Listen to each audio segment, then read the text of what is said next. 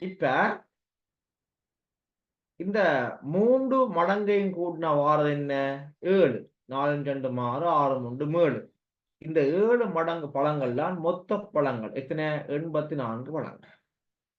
இதுல உள்ள 3 குவியல்ல உள்ள பழங்களையும் கூட்டவாறு 84. ஆகவே 4 2 1 7 மடங்கு தான் இந்த மொத்தமான பழங்கள் 84. நாங்கள் இப்ப என்ன செய்ய போறோம்? 1 காணணுமோ இல்லையோ, 1 மடங்கு காணணுமோ இல்லையோ, நாங்கள் 84 நாங்கள் வகுக்க போறோம் 7ஆல. சரியா? எஸ். வகுத்தோம்னு சொன்னா 7 84 வரப்போகுது. ஆகவே 1 மடங்கு பழங்கள் 12. சரியா? ஆகவே 1 மடங்கு பழங்கள் எத்தனை பிள்ளையார்? 12. ஆக நீங்கள் எங்க போடுவீங்க 12? இங்க போடுவீங்க. 12 இங்க போடுவீங்க. அப்ப 1 மடங்கு எத்தனையாம்? 12 என்று சொன்னால் நான் அடுத்த போட வேண்டியது 2 மடங்கு. ஆகவே 24 வரும். அப்புறம் 4 மடங்கு 48 வரும். இப்ப கேட்ட கேள்வியை பாத்தீங்கன்னா 3வதுல கேட்டது ஆகவே 12ஆக இருக்கு. 12. சரியா பிள்ளைகள்? இது நாங்கள் இப்படி செய்க வழியும் செய்யலாம். நீங்க விடிய வச்சு கொண்டும் செய்யலாம். நீங்க விடிய வந்த 42 போட்டு பாத்தீங்கன்னா அது இந்த 2 மடங்கு முன்னுக்கு வரப்போகுது. ஒரு அரைவாக பின்னுக்கு வரும்.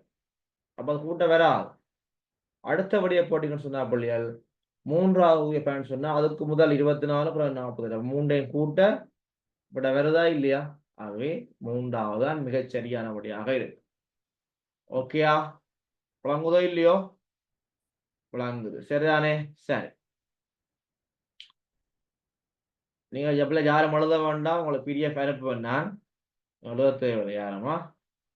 சரி. அடுத்த வினாவுக்கு வருவோம். சுதன், ரதன், மதன், வதன், நாதன். சுதன், ரதன், மதன், வதன், நாதன் ஆகிய 5 மாணவர்கள் நேராக போடப்பட்ட கதிரைகளில் அமர்ந்திருந்தனர். முதலில் சுதனும் நாதனும் இடம் மாறினர். பின்னர் ரதனும் மதனும் இடம் மாறினர். பின்னர் சுதனும் மதனும் இடம் மாறினர். சுதனுக்கும் நாதனுக்கும் இடையில் இருப்பவர் யார்? 5 பேர்ல நேரா போடப்பட்ட கதிரைகள் இருக்கிறாம்.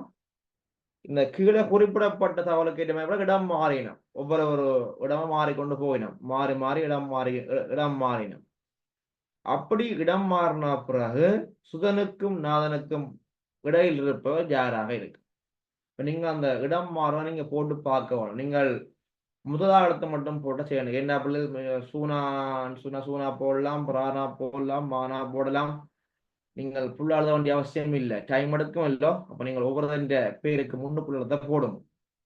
போட்டா பிறகு நீங்கள் ஒவ்வொருவரையும் இடம் மாத்தி பாருங்க. இடம் மாத்தினால் கடைசியா சுதனுக்கும் நாதனுக்கும் இடையில் இருப்பவர் யாராக இருக்கு? நீங்கள் பாய்க்கு போட்டு பென்சிலாலோ போட்டு பார்க்கவும். என்ன போட்டு பார்த்தா உங்களுக்கு விட கிடைக்கும் அல்லது விட கிடைக்காது.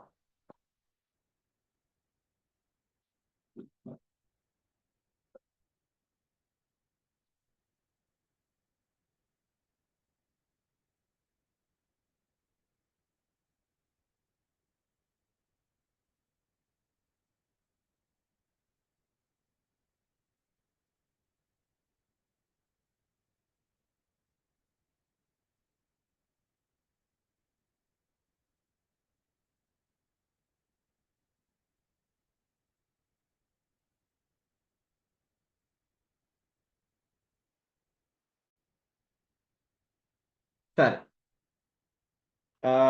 நிறைய பேர் நீங்க விட போடுறீங்க. ஓகே, வாழ்த்துக்கள். இல்ல பாருங்க. முதலாவது முதல்ல அந்த 5 வயது எண்ணிக்கை நான் பேரை ஒழுங்கில போடுறேன். சரிதானே? ஓகே, என்ன பாருங்க. 5 பேர் அந்த ஒழுங்கில இருக்கணும். அதை போட்டாச்சு. முதல்ல பிள்ளை சுதனும் நானும் இடம் மாறணும். சுதன் நாதன். சுதனும் நானும் இடம் மாறணும். என்ன கருத்து?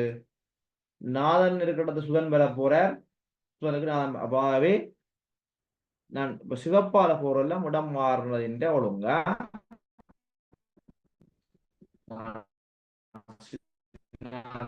சிவப்பால போட்டிருக்கேன் அதெல்லாம் இடம் மாறின ஒழுங்கு. அப்ப ஓகேயா, விளங்குதா இல்லையா? விளங்குதானே? சுதன் வந்து இங்க வர போறேன், நான் இங்க வர போறேன், 2 பேரும் மாத்தியாச்சு. சரியா? ஓகே, அடுத்த பாப்போம்.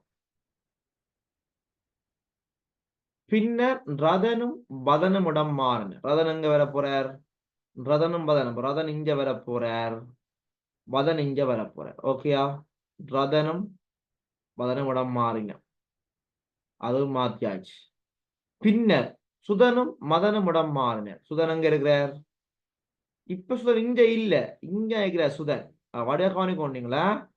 சுதனும் மதனும் இடம் மாறணும். ஒன்றாம் மதன் இங்க வர போறார், சுதன் இங்க போக போற. அப்ப இப்ப இவர் இல்ல இங்க, இவர் இப்ப இல்லாம போட்டார். இவரா இங்க நிக்கிறார். இப்ப விளங்குதோ? நான் இப்ப டிக் பண்ற எல்லாம் அவ இப்ப நிக்கிற இடங்க. நாதன் இங்க நிக்கிறார், மதன் இங்க, சுதன் இங்க, ரதன் இங்க, மதன் இங்க. விளங்குதா? நான் வந்து ஒன்றும் செய்யல, அதாவது அந்த கேள்வியை வாசிச்சுட்டு அவை இடம் மாத்தான் நான் செய்யறேன், சொன்னா செய்யல. சரியா? ஓகேயா? இன்னொருக்கா பாருங்க, இன்னொருக்கா பார்ப்போமா? ஓகே, இன்னொருக்கா பார்ப்போம். சரி, முதலாக பாருங்கோ, சுதனும் நாதனும் இடம் மாறினம். அப்ப சுதன் இங்க வர போறார், நாதன் இங்க வர போறார். சரிதானே? இடம் மாத்தியாச்சு. பின்னர் ரதனும் மதனும் மாறினம். அப்ப ரதன் இங்க வர போறார், மதன் இங்க வர போறார். சரியா? மாத்தியாச்சு. பின் சுதனும் மதனும். அப்ப சுதன் வந்து இங்க நிக்கிற சுதன். அப்ப சுதனும் மதன், அப்ப மதன் இங்க வரைய இருக்க, சுதன் இங்க போக போறேன். விளங்குதோ? நான் இப்ப சரி போட்டதெல்லாம் நிக்கிற அவனுக்கு இடங்க, இந்த புல போட்டது வந்து அது மாறிட்டேன். விளங்குதோ? இப்ப கேட்ட கேள்வி, சுதனுக்கும் நாதனுக்கும் இடப்பட்டவை யாருன்னு கேட்டா, சுதனுக்கும் நாதன். சுதனம் பார்ப்போம். சுதனுக்கும் நாதன், சுதன்தா, இதுதான் சுதன். சுதனுக்கும் நாதனுக்கும் இடையில் இருப்பவர் யாருக்கும்? மதனாக இருக்கும். விளங்குதோ? விளங்குதா இல்லையா? அப்ப இதுதான் விஷயம். அப்ப நாங்க ஒழுங்கா வந்து விடை பார்க்க செய்ய வழி ஒழுங்கா செய்து பார்க்க வேணும். இதுல வந்து அந்த ஒரு எழுத்து மாறினாலும் விடை எல்லாம் ஏண்டா பின்னுக்குதான் தன் தான் வருது. ரதன், சுதன், பதன், நாதன் என்று தன் தான் வருது. அப்ப நாங்க எங்களுக்கு அந்த முன்னெழுத்து மாறினா எங்களுக்கு எல்லா விடையும் பின்னுக்கு மாறிடும். சரியா? அது வடியா கவனிச்சு போட்டு விடைய போடுங்க. சரி, அடுத்த வினாவுக்கு வருவோம். சதுர வடிவ கடதாசி ஒன்று முறையே 1, 2 ஆகிய புள்ளிக்கோடுகள் வழியே 2 தடவைகள் மடிக்கப்பட்டு பின்னர் ஒரு ஒன்றில் காட்டப்பட்டவாறு புள்ளிக்கோடுகள் வழியே வெட்டிய போது புறப்படுவது. சதுர வடிவ கடதாசி ஒன்று முறையே 1, 2 எனும் புள்ளிக்கோடுகள் வழியே 2 தடவைகள் மடிக்கப்பட்டு பின்னர் ஒரு ஒன்றில் காட்டப்பட்டவாறு புள்ளிக்கோடுகள் வழியே வெட்டிய போது புறப்படுவது என்னவாக இருக்கும்? இது வந்து பிள்ளைகள் மடிக்கப்பட்டது, இது வந்து வெட்டப்பட்டது. ரெண்டும் வெவ்வேறு. இது மடிக்கப்பட்டது, இது வெட்டப்பட்டது. இந்த கத்திரிக்கோள் எக்ஸ் போட்டுக்கலாம், இது வெட்டப்பட்ட துண்டு. விளங்காது? இது வந்து மடிக்கப்பட்டது உண்டு, இது வெட்டப்பட்டது. இப்படி மடிச்சா பிறகு திருப்பி இப்படி மடிச்சா பிறகு இது வெட்டினால் எங்களுக்கு துண்டுகள் எத்தனையா இருக்கு?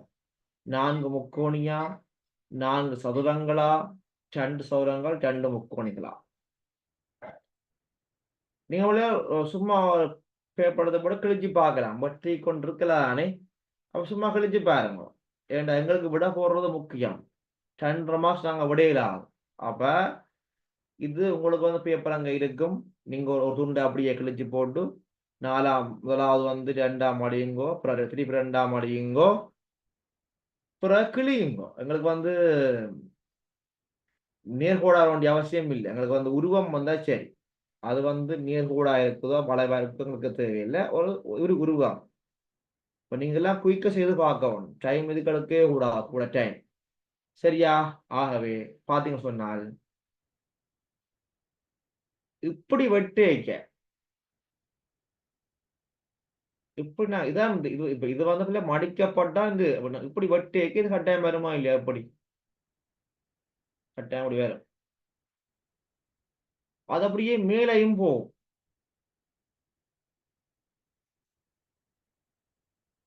பிறகு இங்காலி பக்கம் வேறு, பிறகு இங்காலி பக்கம் அது வேறு. அப்ப இது வரப்போகுது 4 சதுரங்கள்லாம் வேறு. இல்ல முக்கோணி ஒண்ணும் வேற. அதை பார்க்க அப்படி தெரியுது முக்கோணி மேல. ஆனா வேற நீங்க கூட வட்டி பாருங்க, முக்கோணி வராது, சதுரம் தான் வேறு. 2ம் சதுரம் தான், சாரி 4ம் சதுரம் தான் வேறு. வந்து இந்த 4 பக்கம் மடிபடுது இல்ல புள்ளிய. முதல் 2ஆம் மடி இல்ல, அப்ப இல்லா பக்கம் மடிபடுது. அப்ப அப்படி மடிக்க வைக்க சதுரம் தான் வேறு. விளங்குதோ? விட போடுவீங்கள் சதுரம், 4 சதுரங்கள். முக்கோணி வராதா? சரி, அடுத்த விடைக்கு வருவோம், அடுத்த வினாவுக்கு வருவோம். ஓர் அரசாங்க பாடசாலையில் 1ஆம் தவணை பரீட்சை மார்ச் மாதம் 25ஆம் தேதி வெள்ளிக்கிழமை ஆரம்பமாகியது. மார்ச் மாதம் 29ஆம் தேதி பொது விடுமுறை தினமாகும். தவணை பரீட்சை 6 நாட்கள் நடைபெற்றது எனின் பரீட்சை முடிவடைந்த நாள் எது? ஓர் அரசாங்க பாடசாலையில் 1ஆம் தவணை பரீட்சை மார்ச் மாதம் 25ஆம் தேதி ஆரம்பமாகியது. வெள்ளிக்கிழமை ஆரம்ப. மார்ச் மாதம் 29ஆம் தேதி பொது விடுமுறை என்றா அதுக்கு லீவ். தவணை பரீட்சை 6 நாட்கள் நடைபெற்றது என்று சொன்னால் பரீட்சை நிறைவடைந்த நாள் என்னவாக இருக்கும்? இதனுடைய அந்த அரசாங்க ஸ்கூல் சொல்லப்பட்ட விஷயம் வந்து என்னன்னு சொன்னால் சனி ஞாயிறு லீவ் நாட்கள். அப்ப திங்கள் தொடக்கம் பள்ளி வரைக்கும் தான் ஸ்கூல் நாள். மற்ற 2 நாள் வந்து லீவ் வந்து அர்த்தம். நாங்க இந்த ஸ்கூல் நாள் தான் நாங்க எண்ணணும்.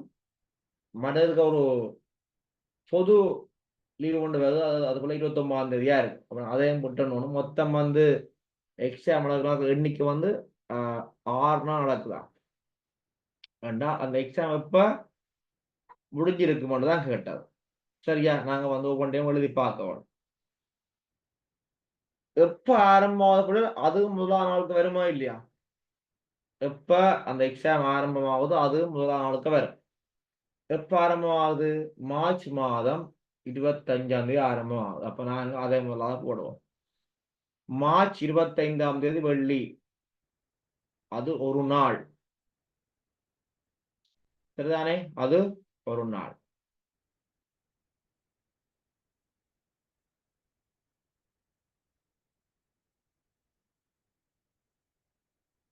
அடுத்த பிள்ளைகள் மார்ச் 26 சனி, மார்ச் 27 ஞாயிறு. அது வந்து ஸ்கூல் லீவு நாட்களோ இல்லையோ? அப்ப நான் இந்த சிவப்பால போட்டெல்லாம் விடுமுறை நாட்களா இருக்கும், கருப்பால போட்டதெல்லாம் ஸ்கூல் நாளா இருக்கும். அப்ப சனி ஞாயிறு வந்து லீவு நாட்கள், நான் அது போட இல்லை. அப்ப 26ஆம் தேதி வந்து எக்ஸாம் இல்லை, ஏன் அது லீவ். திருப்பி பிள்ளைகள் மார்ச் 28ஆம் தேதி வாங்குது, திங்கக்கிழமை ஒரு நாளுக்கு வரும். பிறகு மார்ச் 29ஆம் தேதி அந்த பொது விடுமுறை வேற பிள்ளைகள். மார்ச் 29ஆம் தேதி பொது விடுமுறை. ஆகவே அதுக்கும் ஸ்கூல் லீவா இருக்கு. மார்ச் 29ஆம் தேதி வராது. அப்ப அதை விடுவோம். திருப்பி என்ன செய்ய போகண்டா? மார்ச் 30ஆம் தேதி புதன், மார்ச் 31ஆம் தேதி வியாழன், ஏப்ரல் 1ஆம் தேதி வெள்ளி. அப்புறம் அதுக்கு என்ன செய்த பிள்ளைகள்? சனி ஞாயிறு வருது. ஆகவே 2ஆம் தேதி 3ஆம் தேதி சனி ஞாயிறு அது வராது. திருப்பி ஏப்ரல் 4ஆம் தேதி திங்கள். நீங்கள் இப்ப நாள் எண்ணிங்க பாருங்க, சரியா இருக்கும். ஒரு நாள், 2 நாள், 3 நாள், 4, 5, 6. ஆகவே இந்த எக்ஸாம் முடிற நாள் எப்பவா இருக்கும்? திங்கட்கிழமையாக இருக்கும். இப்ப நீங்க எல்லாம் எண்ணி பார்க்கணுமா இல்லையா? எண்ணி பார்க்க வேணும். நாளையும் பார்க்கணும், திகதியையும் பார்க்கணும், இந்த மாதம் முடிகிற நாளையும் பார்க்கணும், எல்லா பக்கமும் நீங்க பார்க்கணும். அப்புறம் லீவையும் பார்க்கணும். 29ஆம் தேதி அந்த லீவையும் பார்க்கணும். எல்லாத்தையும் பார்க்கணும். பார்த்துட்டு விடைய போட்டா சரியான்னு நினைக்கிறேன். ஓகே பிள்ளைகள், விளங்குதா விளங்க இல்லையோ? சரி, ஓகே, அடுத்த வினாவுக்கு வருவோம். ஒருவர் தனது மாத வருமானத்தில் அரைவாசிய உணவிற்கும் மீதி அரைவாசியை பிள்ளைகளின் கல்விக்கும் மீதியில் கால்வாசியை போக்குவரத்திற்கும் செலவிட்ட பின்னர் எஞ்சிய தொகை ரூபாய் 6000 எனின் அவரின் மாத வருமானம் யாது? ஒருவர் தனது மாத வருமானத்தில் அரைவாசிய உணவுக்கும் மீதியில அரைவாசியை கல்விக்கும் மீதியில கால்வாசியை போக்குவரத்துக்கும் பயன்படுத்துறார். அப்படி அவர் பயன்படுத்தின பிறகு எஞ்சிய தொகை, அவர்கிட்ட உள்ள தொகை 6000 ரூபாய் எனின் அவற்ற மாத வருமானம் கொண்டா மொத்தமா அவற்ற வருமானம் எவ்வளவாக இருக்கும்? இப்படி ஒரு வினா வரும்னு சொன்னா நீங்கள் எந்த கஷ்டமும் பட தேவையில்லை. நீங்க ஒரு சதுரம் ஒன்றை போடுங்க. இதுதான் அவற்ற மாத வருமானமாக இருக்கும். சரியா? நீங்கள் போடுற சதுரம் தான் அது மாத வருமானமா இருக்கும். நாமளும் சதுரம் போட்டதுக்கான காரணம் சொன்னா அப்படி நீங்க இதை நீங்க எத்தனையாவும் பிரிக்கலாம். 2ஆவும் பிரிக்கலாம், 4ஆவும் பிரிக்கலாம், 8ஆவும் எதாவும் பிரிக்கலாமோ இல்லையோ? ஓ, அப்ப நீங்க சதுரம்னு சொன்னா உங்களுக்கு ஈஸியா இருக்கும் பிரிக்கிறதுக்கு நான் சொல்றேன். ஓகே, அப்ப இப்ப நீங்க சதுரம் போட்டாச்சு. இதுதான் அவற்ற மொத்த மாத வருமானமாக இருக்கு. இதுல அரைவாசிய உணவுக்கு இவ்வளவு உணவுக்கு போகுதோ இல்லையோ? இவ்வளவு உணவுக்கு போகுது. அரைவாசிய உணவுக்கும் கவனிங்கவா, இது பின்ன கேள்வி இல்ல, எந்த கஷ்டமும் இல்ல. பார்க்க கஷ்டம் ஒரு கஷ்டமும் இல்லை, எல்லாம் சூப்பர் கேள்வி செய்யலாம் படிவா. இவ்வளவு அரைவாசி வந்து உணவுக்கு போகுது. மீதி என்ற இதுதான் மீதி. இந்த மீதி அரைவாசி எங்க போகுது? பிள்ளை என்ற கல்விக்கு போகுது. அரைவாசி உணவுக்கு போகுது, அப்புறம் மீதி தான் அரைவாசி, அது அரைவாசி கல்விக்கு போகுது. திருப்பி இந்த மீதி இருக்குல்ல, இந்த மீதி இதுல கால்வாசி போக்குவரத்துக்கு போகுது. அப்ப நாங்க இதை நாங்க 4ஆ பிரிக்கிறோம். ஏன் காலண்டா 4. அப்ப நாங்க இதை நாங்க 4ஆ பிரிச்சு போட்டு அதுல ஒன்று கால் சொன்னக்குள்ள 4 ஒன்று அது கால்வாசி. அப்ப 4ல 1 போக்குவரத்துக்கு போகுது. நான் போவேன் அப்படின்னா போக்குவரத்துக்கு போகுது. மீதி அப்படி போக்குவரத்துக்கும் போனா அப்புறம் உணவுக்கு கல்விக்கு போக்குவரத்துக்கு போனா பிறகு எஞ்சிய பணம் இந்த 3 பங்கும் 6000 ரூபாய். இதான மிஞ்சுது. இந்த 3 தானே மிஞ்சுது. இது 3/4 பங்கு. அப்ப இது இந்த 3 பங்கு தான் 6000. ஏன் எஞ்சிய தொகை 6000 ரூபாய். அப்ப இந்த எஞ்சிய தொகை இதுதான் 6000. இந்த 3 துண்டும் 6000 சொன்னா ஒரு துண்டு எவ்வளவா இருக்கும்? 2000 இல்லையோ? 2000 2000 2000. அப்ப போக்குவரத்து எவ்வளவா இருக்க போது அதுவும் 2000 தான். இப்ப இந்த முழு உருவின் காப்பகுதியில வர பணம் எவ்வளவு? 8000. பாருங்க, இந்த முழு உருவின் சதுரத்தின் கால் பகுதியில 8000 ரூபாய் இருக்கு. ஆகிய முழு பங்கு எவ்வளவா இருக்கும்? 8 32,000 ரூபாய். ஏன் இது 8000, இது 8 மட்டும் 16,000, மொத்தம் கூட்டினா 32. எப்படியும் பார்க்கலாம். நீங்க கால்வாசியை கண்டு கொண்டு பெருக்கி போட்டும் பார்க்கலாம். பாருங்க, இப்படி சிக்கல் பண்ணா ஒண்ணும் செய்யல. பாருங்க, அப்ப நீங்க ஒரு சதுரத்தை குறி போட்டு அப்படியே பிரிச்சு பார்க்க வேண்டியா, எந்த கஷ்டமும் இல்லை. பிரிச்சு பார்த்தீங்கன்னா விட கிடைக்கும். ஓகேயோ? சரி, அடுத்த வினாவுக்கு வருவோம். நிறைய பேர் நீங்க விட போடுறீங்க, சில பேர் பிழையாம போறீங்க. அதை பாருங்க. சரி, அடுத்த வினா. கடிகாரம் ஒன்று ஒவ்வொரு மணித்தியாலத்திற்கும் அந்த மணித்தியாலத்தின் எண்ணிக்கைக்கு ஏற்ப மணி ஒலிக்குமா? ஒரு மணிக்கு இருக்கு, அந்த மணிக்குள்ள வந்து எத்தனை மணி அங்க காட்டுதோ அத்தனை மணி ஒலிக்கும். உதாரணம், 5 மணியை காட்டினால் 5 தரம் மணி ஒலிக்கும். டாங் டாங் டாங் டாங் டாங். 2 மணியை காட்டிக்க டாங் டாங் என்று ஒலிக்கும் 2 தரம். அது 4 மணியை காட்டும் போது 4 தடவைகள் மணி ஒலிக்க 12 செகண்ட் எடுத்தது. அது 4 மணியை காட்டிக்க 4 தரம் மணி ஒலிக்கிறதுக்கு சரியா 12 செகண்ட் எடுத்தது. இனி அது 10 மணியை காட்டும் போது மணி ஒலிக்க செலவாகிய நேரம் எவ்வளவு? அது 10 மணியை காட்ட 10 தரம் மணி ஒலிக்குமா இல்லையோ? அந்த 10 தரம் மணி ஒலிக்கிறதுக்கு செலவாகிய நேரம் எவ்வளவாக இருக்கும்?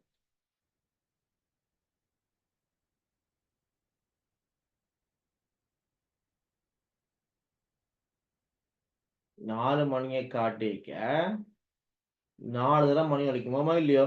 டாங் டாங் டாங் டாங். அந்த 4 தரம் மணி ஒலிக்கிற புள்ளிய 15 செகண்ட் எடுக்கலாம்.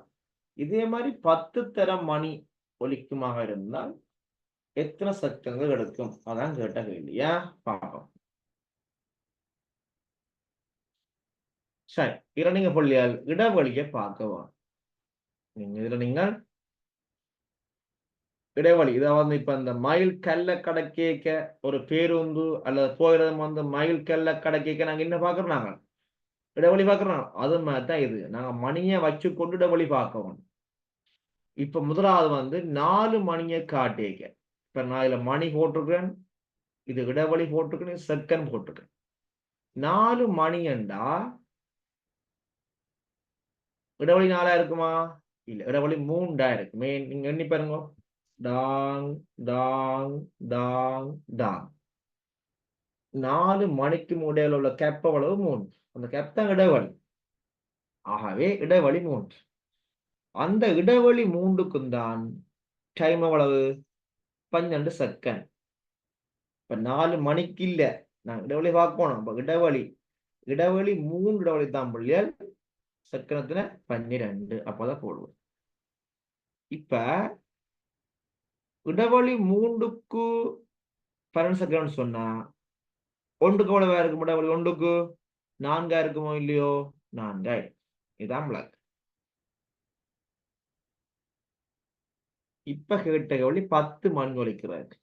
இங்க 10 மணியை போட்டோம்னு சொன்னா இடைவெளிக்குள்ளே 9 இருக்கும். 1 குறையும் இடைவெளி. அப்போ 9 இடைவெளிக்கு எத்தனை வரப்போகுது? 9 36 வரப்போகுது. பாத்தீங்களோ? பெரும்பாலும் நீங்க எல்லாம் போட்ட விட 30 இருக்கிறது. பெரும்பாலும் நீங்க போட்டபடி எல்லாம் 30 இருக்கிறது. 30 வேற. அதே நீங்க எப்படி பாத்தீங்கன்னு சொன்னால் நீங்க எப்படி பார்ப்பீங்க? 4 மணிக்கு 12 செகண்ட். ஆகவே 4 12. அப்போ 1 மணிக்கு 3 செகண்ட். 10 மணிக்கும் 13 30 செகண்ட். அப்படிதான் போடுறீங்க. அப்படி அல்ல. இந்த மணி சம்பந்தமான வினா அல்லது இந்த தூரங்களுக்கு அதாவது அந்த மைல் கல்ல கலக்குற அந்த கேள்வி வந்தா நாங்க இடைவெளி தான் பார்க்கணும். அதை நாங்க வச்சுக்கொண்டு இடைவெளியை பார்க்கணும். விளங்குதா சவரிசன்? ஓகே, அப்ப அதான் விளக்கம். சரியோ? அப்ப நீங்கள் இனி அப்படி செய்யுங்க.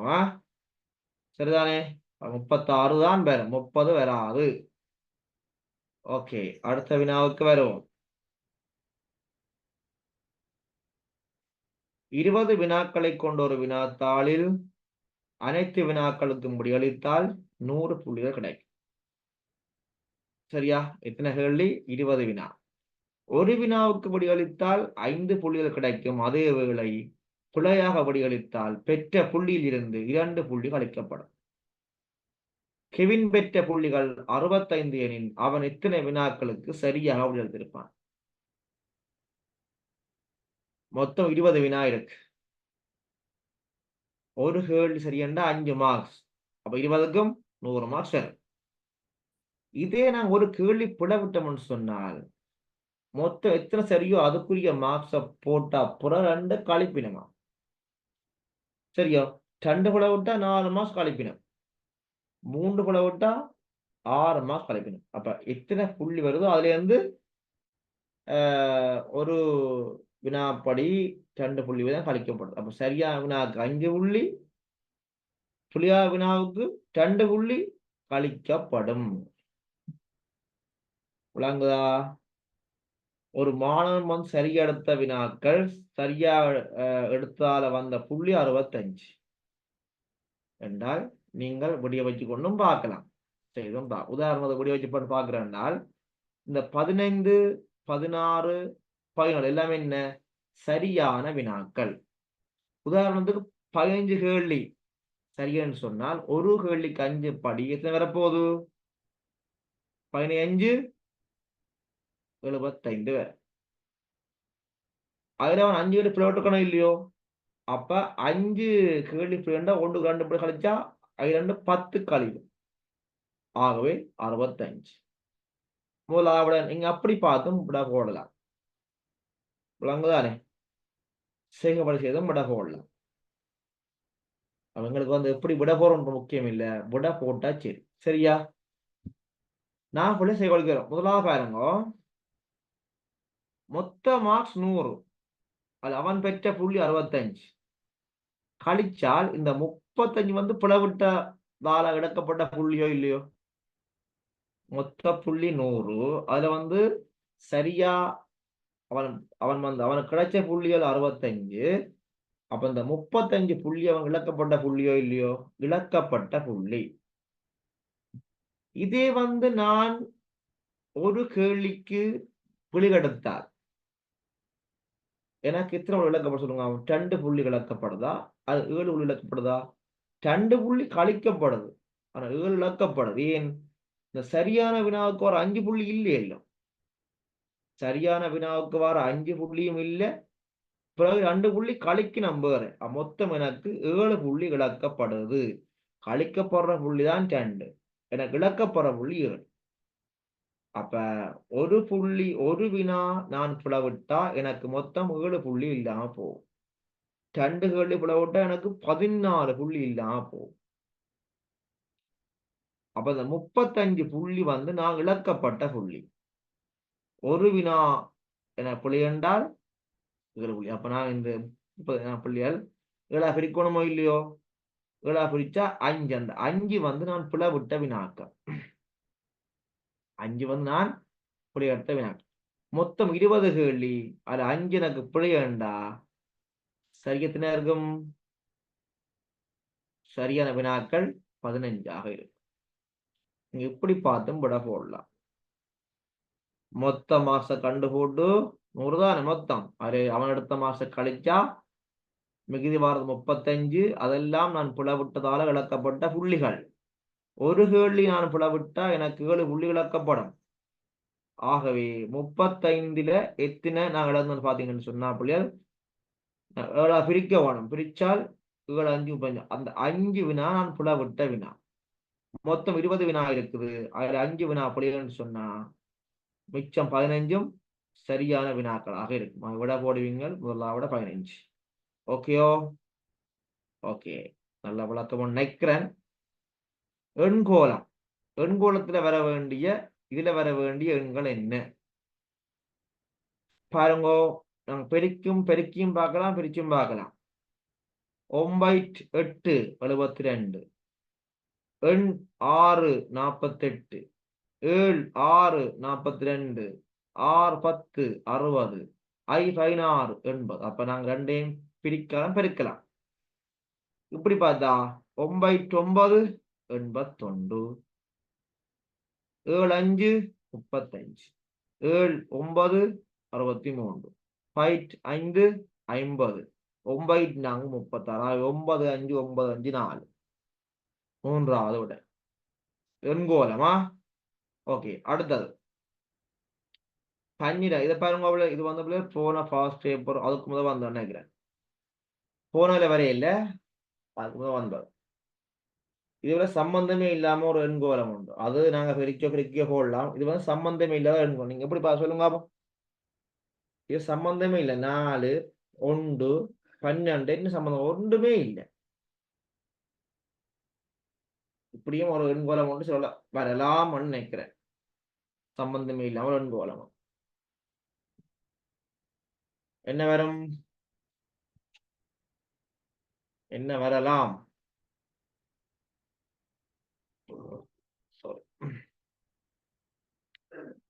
சரி, இதை பாத்தீங்கன்னா இங்க பாருங்க, குறுக்கு பெருக்கம்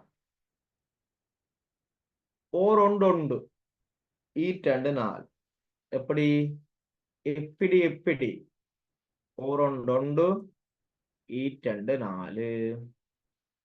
நன்னாங்கு 16 3 9 ஆகை 3 9 2 4 சரியா? அப்ப என்ன விட போடுவீங்கள்? 32 23 இல்ல 32. அதாவது குறுக்கு பெருக்கம்.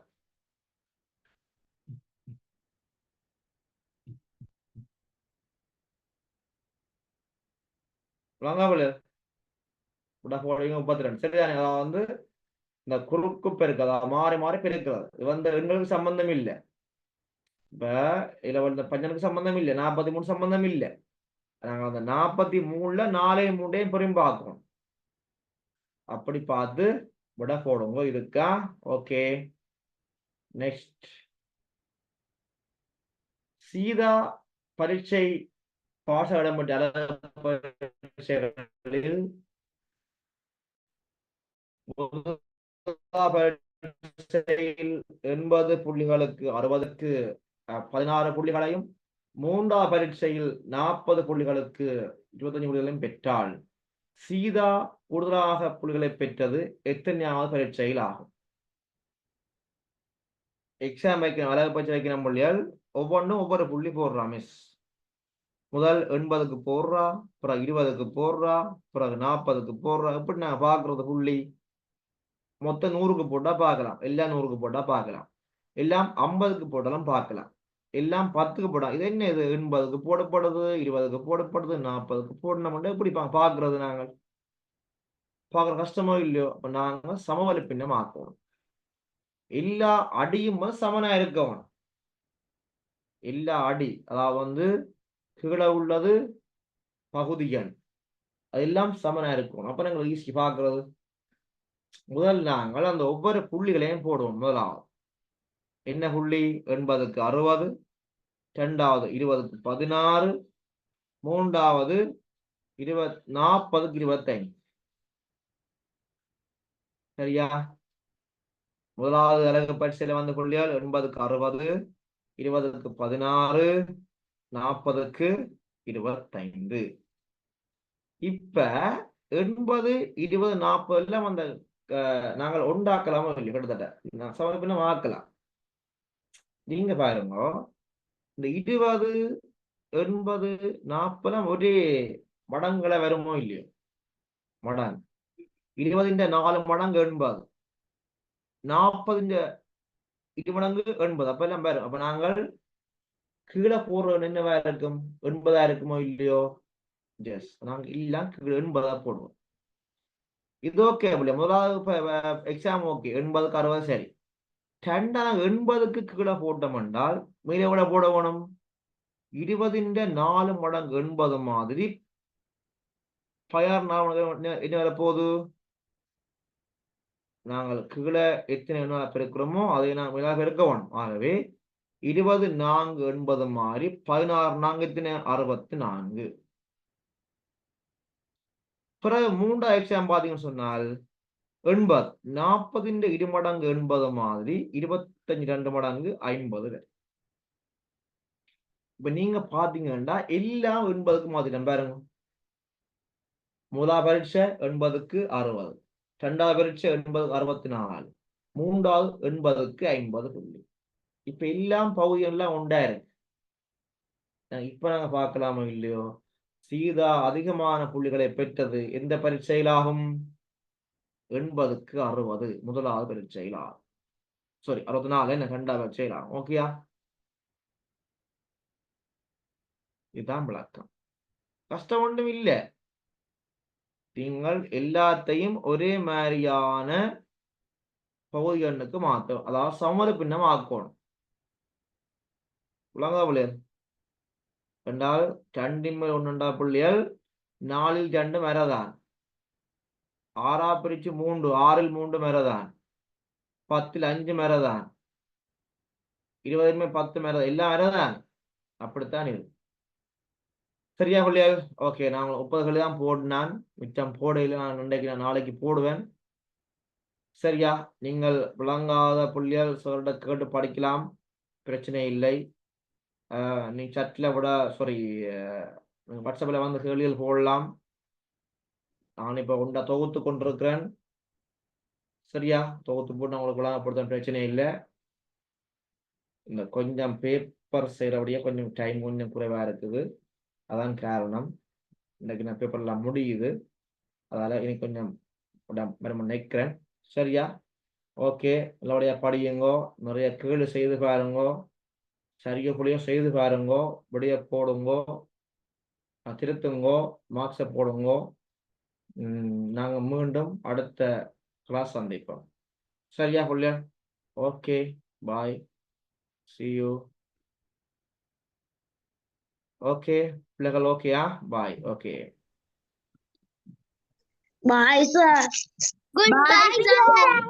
Bye, sir. Bye, sir. Thank you, sir. Thank you, sir. Thank you, sir.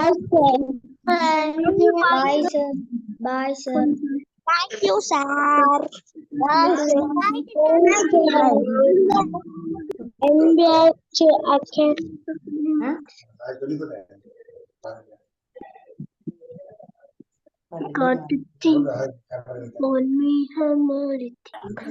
Bye, sir. Thank you.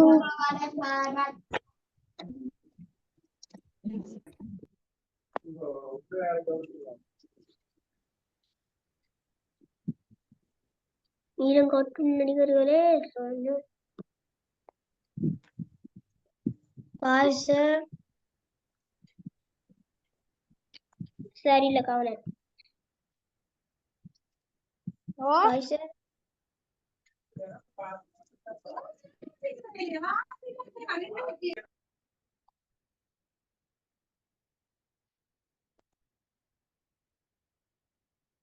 அம்மா அம்மா கட் பண்றேன்.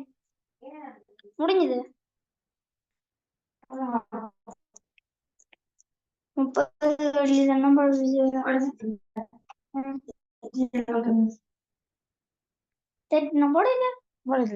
இதெல்லாம் நிக்கிறேன்.